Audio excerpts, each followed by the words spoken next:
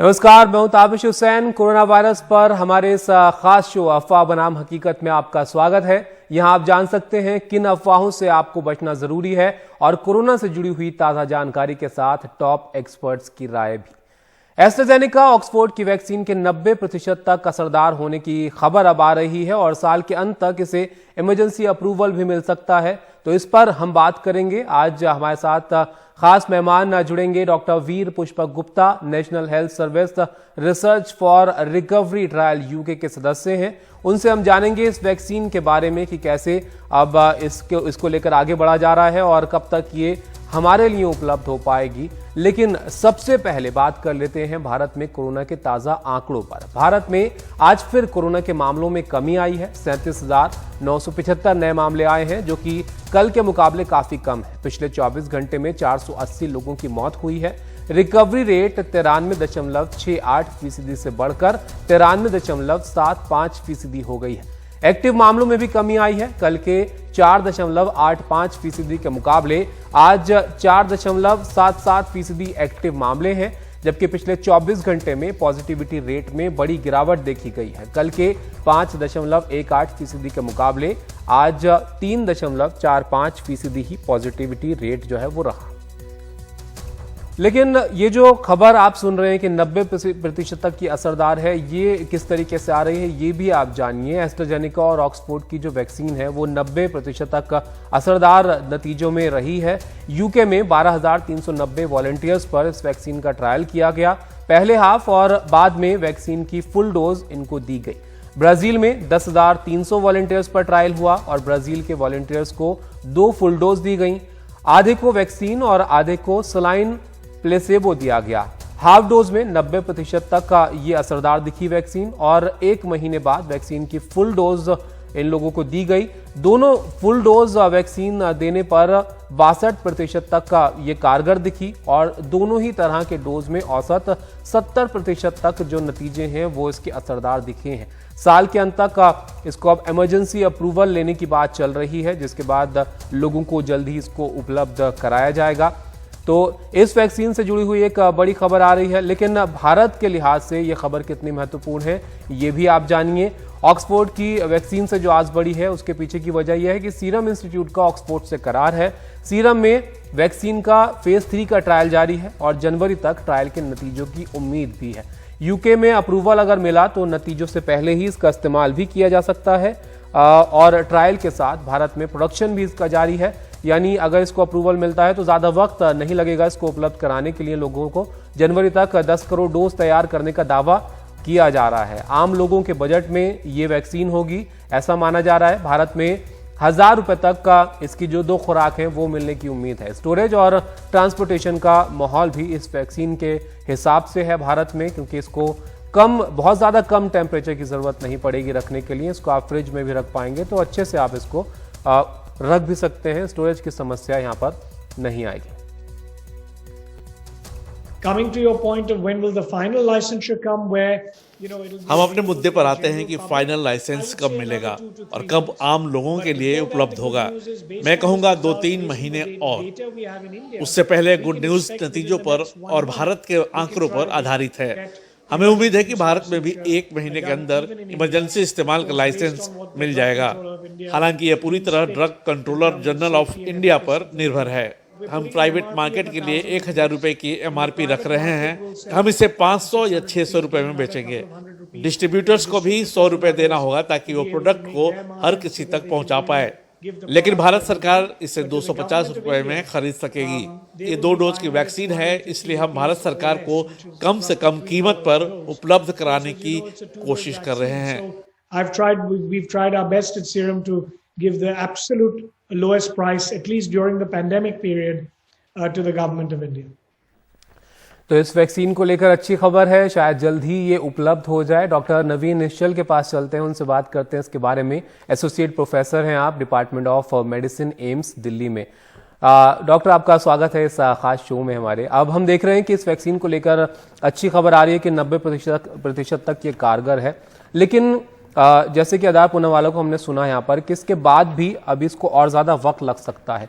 तो यहाँ से आगे का प्रोसीजर क्या होता है और कितना वक्त लोगों को वाकई इसको हासिल करने में अब करना पड़ेगा यहाँ से?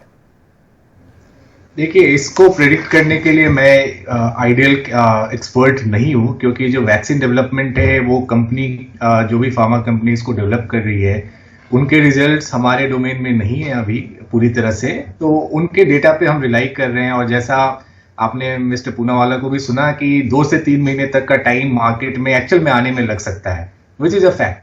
तो ये जो बेसिकली हम ये किचन में कोई व्यंजन भी बना रहे हैं कि हम बिल्कुल प्रिडिक्ट कर सकते हैं कि इतनी जल्दी में, इससे पहले कोई भी वैक्सीन इतने फास्ट डेवलपमेंट फेजेस में नहीं पहुंची है जितने जल्दी ये कोविड-19 डिजीज के लिए जो वैक्सीन बनाई जा रही है वो पहुंची है। तो ये एक चमत्कार ही होगा कि अगर अगले 2-3 महीने में भी पब्लिक यूज के लिए वैक्सीन अवेलेबल हो जाएगा तो ये one of the fastest vaccine development होगा मैनकाइंड के लिए। लेकिन यहाँ पे 2-3 चीजों का ध्यान रखने की बहुत जरूरत है। ऑफ कोर्स जो ट्रायल्स में दिख रहा है कि एफिकेसी काफी सही है, ऑलमोस्ट अगर half dose followed by full dose दे तो 90% तक जा रही है, which is a good thing.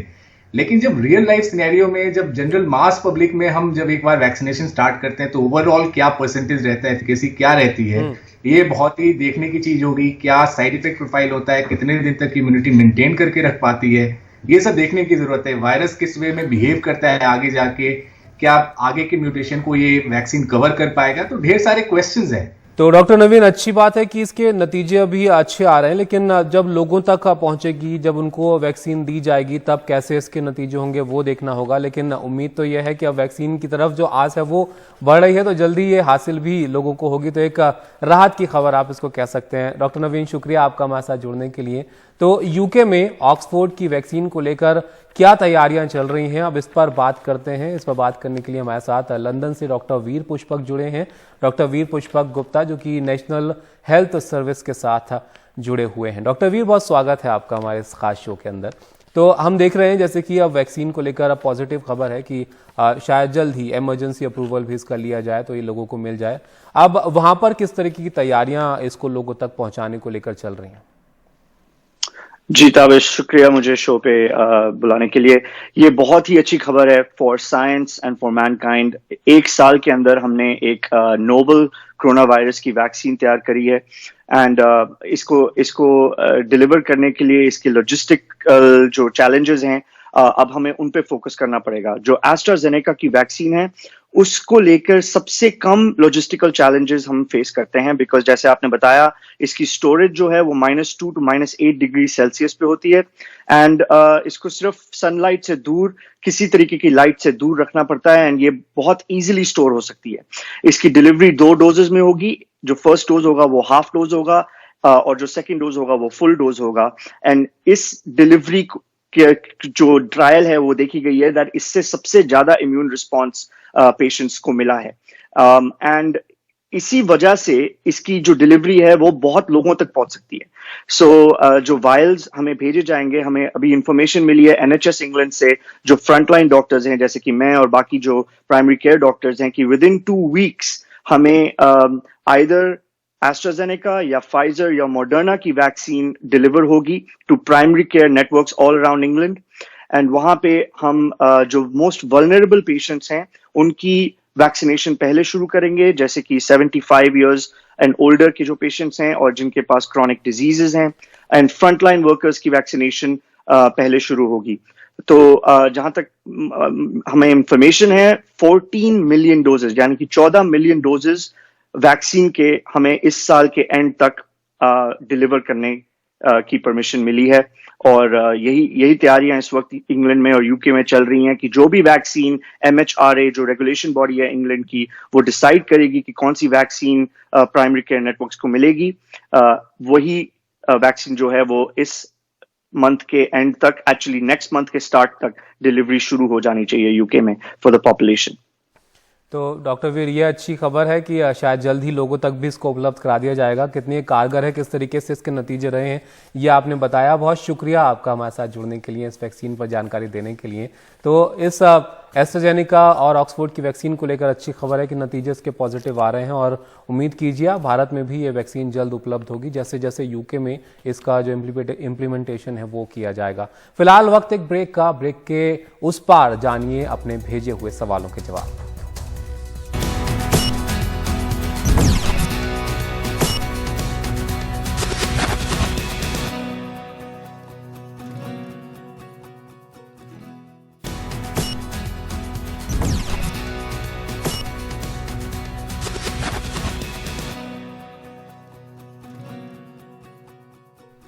Break के बाद आपका स्वागत है। वक्त है आपके सवालों के जवाब आपको दिलाने का। डॉक्टर नवीन निश्चल हमारे साथ जुड़े हुए हैं। चलते हैं पहले सवाल की तरफ।